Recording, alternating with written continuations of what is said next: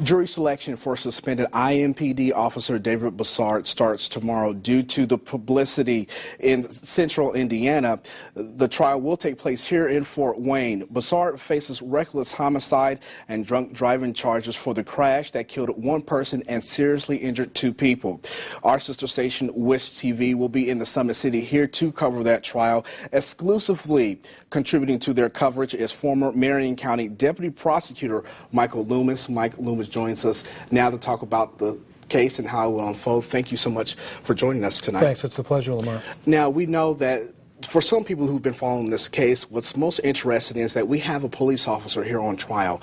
What does this mean for the criminal justice system? Well, as you know, police officers being tried in criminal cases is very rare. There are a lot of dynamics that change. They're shifting. They're very fluid. Some of them we don't even know. We don't always understand the effect of actually having a police officer put on trial for criminal charges. So it's going to be a very fluid situation watching what occurs in this case. We know tomorrow is jury selection and all of this. What will the prosecution and defense need to look for in the key juror in a high-profile case such as this? Well, the official answer would be they're looking for fair and impartial jurors. Obviously, a trial lawyer is seeking jurors that are going to be somewhat influenced by the point of view of each respective attorney. And I think we're going to see that in the coming days. Jury selection probably will take 2 to 3 days. And you start with the notion that this case involved a tragedy. A 30-year-old man lost his life. 2 others were seriously injured. On the other hand, the police officer is presumed innocent until all the evidence is heard. And it's the evidence that's going to turn in this case. The key evidence in this case deals with the blood vial of Bisard.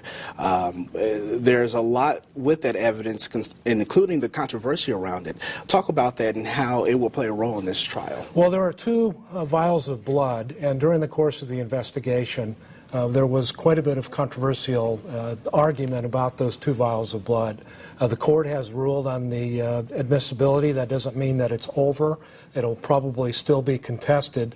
But this case is going to be one involving the humanities of criminal justice versus the science of criminal justice. We're going to have testimony expected to involve police officers and others on the scene who indicated in the investigation that the officer did not exhibit signs of being intoxicated. We're also going to have scientific evidence that reflects that his blood alcohol content was over the legal limit. So we don't know how that's going to end. We're also seeing titans in the courtroom. You've got a very experienced state's attorney. The deputy prosecutor from Marion County, Denise Robinson, is in charge of homicides in Marion County. And then John Kautzman, a very experienced and talented defense attorney. And incidentally, former Allen County prosecutor Bob Gevers is serving as local counsel for the defense. All right. Well, that's all the time we have for Mike Loomis. Thank you so much for joining us.